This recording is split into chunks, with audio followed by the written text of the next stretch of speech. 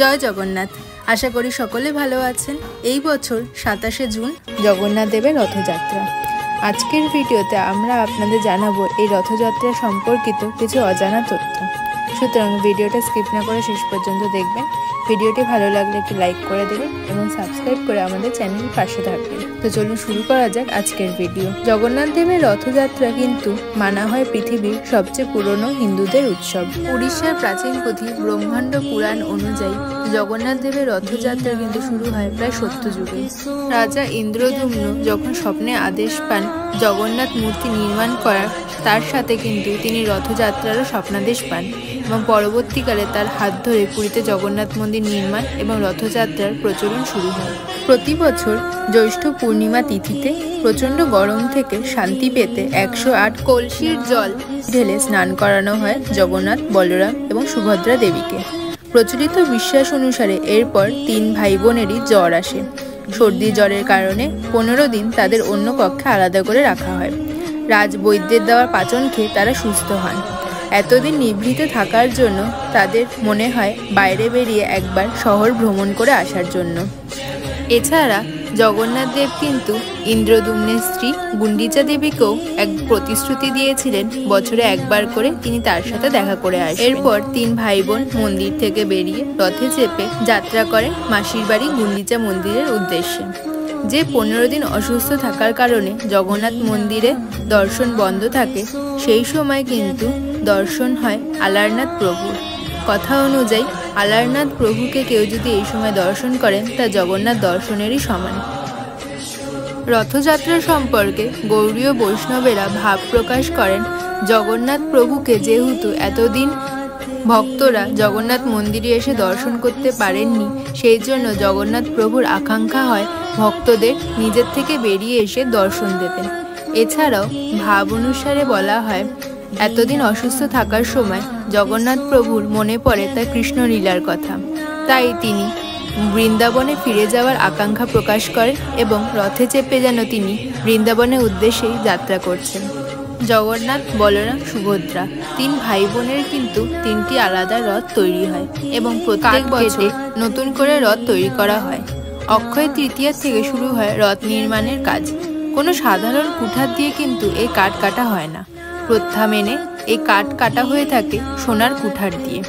প্রাচীনকাল থেকে কিন্তু এই প্রথা মেনে পালিত হয়ে আসছে জগন্নাথ দেবের রথযাত্রা।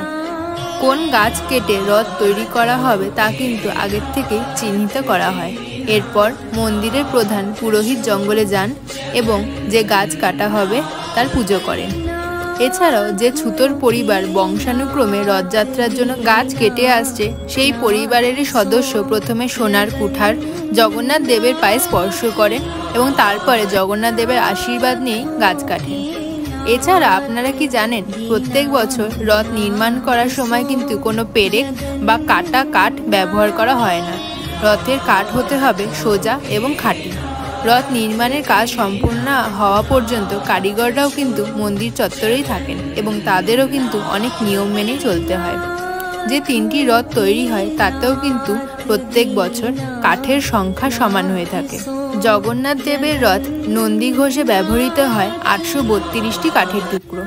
এছাড়া বলভদ্র দেবের রথ তালধ্বজেও ব্যবহার করা হয় 763টি কাঠের টুকরো।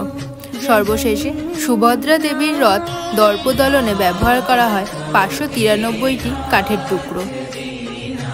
আপনারা কি জানেন, আজ থেকে প্রায় 700 বছর আগে রথযাত্রায় কিন্তু ব্যবহার হতো মোট 6টি রথ।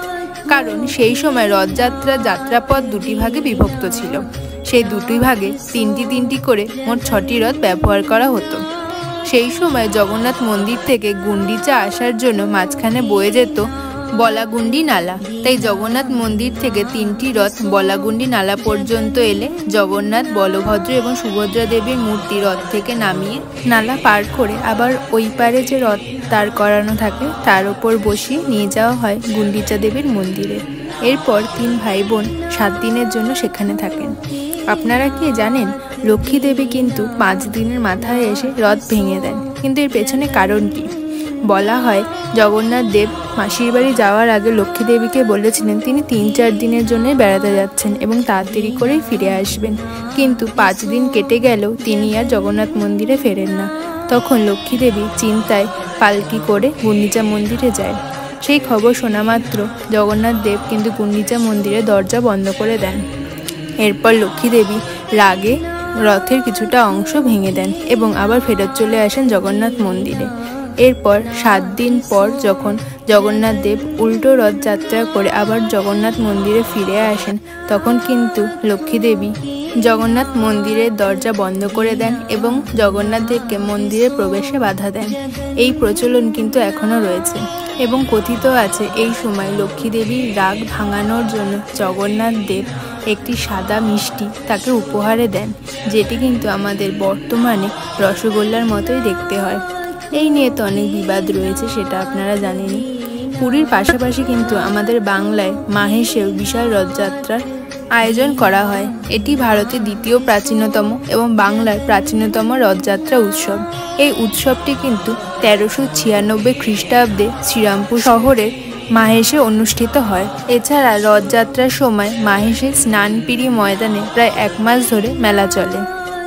শ্রী চৈতন্য মহাপ্রভু কিন্তু মাহেশের মন্দিরকে নবনীলাচল বলে নামকরণ করেছিলেন। এই ছিল রথযাত্রা সম্পর্কিত বিভিন্ন অজানা তথ্য। আপনারা যদি পুরীতে রথযাত্রা উপলক্ষে যান তাহলে কিন্তু পুরীর মন্দিরের পাশাপাশি আরও অনেকগুলো জায়গায় ঘুরে দেখতে পারেন। এখন সেই সম্পর্কেই আপনাদের একটা প্ল্যান দেব। আপনারা হাওড়া থেকে বা শিয়ালদা থেকে খুব সহজেই ট্রেন ধরে পুরী চলে আসতে পারেন, কিংবা ফ্লাইটে করে ভুবনেশ্বর নেমেও সেখান থেকে গাড়ি করে পুরী পৌঁছে যেতে পারেন। আপনারা রথের সময়কালীন যদি পুরীতে আসেন তাহলে কিন্তু জগন্নাথ প্রভু দর্শন করার জন্য আপনাদের যেতে হবে গুন্ডিচা মন্দিরের সামনে। সেখানেই রাখা থাকে রথগুলি এবং সেখানেই আপনারা প্রভু দর্শন করতে পারেন। তার পরের দিন কিন্তু আপনারা একটি অটো ভাড়া করে সেরে ফেলতে পারেন পুরীর আশেপাশের অনেকগুলি সাইট সিন। এই সাইট সিনগুলোতে কিন্তু অনেক নতুন নতুন জায়গা দেখার রয়েছে।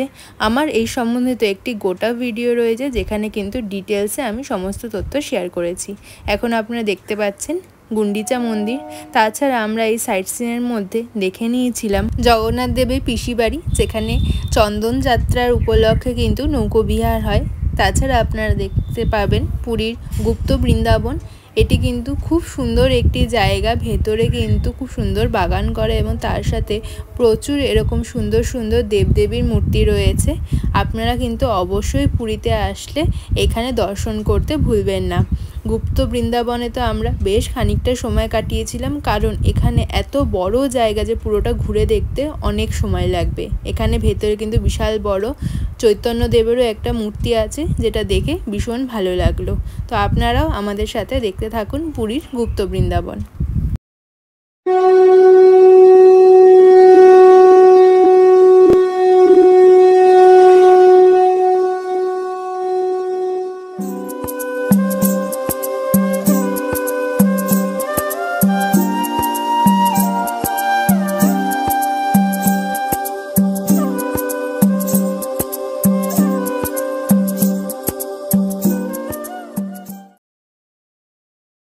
এই ছিল পুরীর গুপ্ত বৃন্দাবন। আশা করি আপনাদের ভালো লাগলো। এরপর আমরা চলে গিয়েছিলাম পুরীর বুদ্ধিস্ট টেম্পল দেখার জন্য। ছোট্টর মধ্যে কিন্তু খুব সুন্দর মন্দিরটা ছিল। আপনাদের কিন্তু এখানে আসা অনেকটা পিস প্যাগোডার মতো দেখতে লাগবে।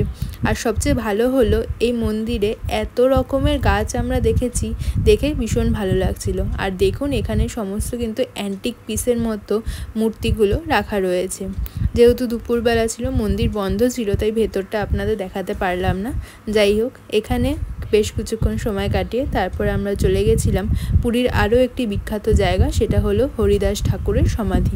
আপনাদের কিন্তু অবশ্যই এই জায়গাটা দর্শন করা উচিত, কারণ ভীষণ কিন্তু ঐতিহাসিক এবং মাহাত্ম্যপূর্ণ একটি জায়গা। পুরীর বিচের একদম কাছেই অবস্থিত। আমি চেষ্টা করব গুগল ম্যাপসের লিঙ্ক দিয়ে রাখার। এরপর আমরা দেখে নিয়েছিলাম পুরীর আরও একটি বিখ্যাত জায়গা, সেটি হলো 108 শিব মন্দির যুক্ত ওমকারেশ্বর মন্দির। এখানে পরপর আপনারা প্রচুর শিবলিঙ্গ দেখতে পারবেন। এরপর আমরা গেছিলাম অলারনাথ মন্দির দর্শন করার জন্য। যেরকমটা আগে বললাম, জগন্নাথ প্রভু যে 15 দিন অসুস্থ থাকেন, সেই সময় আপনারা যদি অলারনাথ মন্দিরে দর্শন করেন সেটা কিন্তু জগন্নাথ দর্শনেরই সমান। এই অলারনাথ মন্দিরের একদম পাশেই রয়েছে শ্রী ব্রহ্ম গৌড়ীয় মঠ। আপনারা যখন অলারনাথ মন্দিরে দর্শন করতে আসবেন তখন কিন্তু এখানেও দর্শন করতে একদম ভুলবেন না। এরপর আমরা এখান থেকে বেরিয়ে গেছিলাম রায় রামানন্দ ভবনে। এটিও কিন্তু একটি ঐতিহাসিক স্থান, মহাপ্রভু এখানে এসেছিলেন, তাই আপনারা কিন্তু অবশ্যই দর্শন করবেন। বিকেলবেলা হোটেলে পৌঁছে ফ্রেশ হয়ে আমরা বেরিয়ে পড়েছিলাম এখানকার মহাত্মা গান্ধী পার্ক। সমুদ্রের পাড়ে এই পার্কটি বেশ ভালোই লাগছিল। এরপর আমরা গেছিলাম পুরীর একটি অফবিট জায়গা, যার ব্যাপারে হয়তো অনেকেই জানে না, সেটি হলো নীলমাধব মন্দির।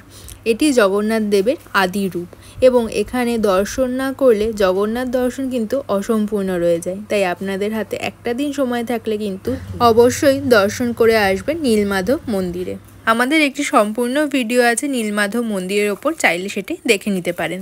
তো এই ছিল আমাদের পুরীর একটা ছোট্ট আইটেনারি, যেটা আপনাদের সাথে শেয়ার করলাম। আশা করছি আপনাদের ভালো লাগলো, আর এই ভিডিওটা ভালো লাগলে অবশ্যই লাইক করে দেবেন, কমেন্টে আমাদের জানান, শেয়ার করে দেবেন নিজেদের বন্ধু বান্ধব আত্মীয়দের সঙ্গে, এবং আমাদের চ্যানেলটা সাবস্ক্রাইব করে রাখবেন আরও এই ধরনের ভিডিও দেখার জন্য। ভালো থাকবেন।